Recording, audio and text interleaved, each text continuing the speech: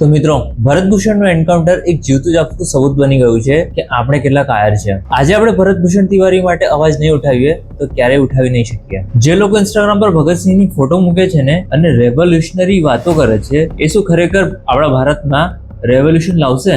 પણ ભરત તિવારી ખરેખર ભગતસિંહ હતા. બિહારના બિલોદી ગામમાં રહેતા ભરત તિવારીએ તેમને અને તેમના લોકો માટે પોતાના હક માટેની લડાઈની ઝુંબેશ ચાલુ કરી. સરકારના રેકોર્ડ પ્રમાણે આટલા વર્ષોમાં તેમના ઉપર કોઈ પણ ક્રિમિનલ રેકોર્ડ નહોતો.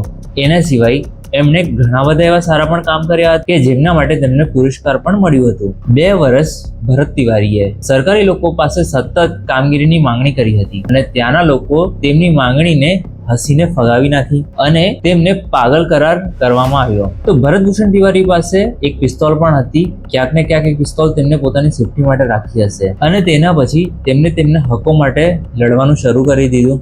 17 જૂને પોલીસ કર્મચારીઓએ તેમના ઘરને ચારે બાજુથી ઘેરી લીધું. ત્યારે ભરતભૂષણ તિવારી ફેસબુક પર લાઈવ આવ્યા, જ્યાં તેમને બધાની સામે લાઈવ પર પોતાની ગનને ફેંકીને પોતાને સરેન્ડર કર્યું અને સરેન્ડર કરતાની સાથે જ એ ફેસબુક વિડીયો લાઈવ ડિસ્કનેક્ટ થઈ ગયું અને થોડાક જ સમયમાં તેમને સતત 4 ગોળીઓથી તેમના ઉપર ધડ કરીને એન્કાઉન્ટર કરવામાં આવ્યો. જ્યારે ભરતભૂષણ તિવારીએ ઓલરેડી એમને પોતાની ગન ફેંકીને સરેન્ડર કર્યું હતું, તો બિહાર પોલીસે તેમને એન્કાઉન્ટર કરવાની એવી તો શું જરૂર પડી? એના પછી અહેવાલમાં એવું પણ જણાવવામાં આવ્યું છે તેમને તેમના પ્રાઇવેટ પાર્ટ્સ પર પણ ગોળી મારવામાં આવી હતી. આટલી ક્રૂરતાને બિહાર સરકારે એન્કાઉન્ટરનું નામ આપ્યું. તો અહીંયા ભરત તિવારીએ લોકોના હક માટે પોતાનું બલિદાન આપ્યું અને અહીંયા નીતિન ગડકરીએ લાખો લોકોના કરોડો રૂપિયાના વાહનોની પથારી ફેરવી નાખી એના ઉપર કોઈ અવાજ નથી ઉઠાવી રહ્યો.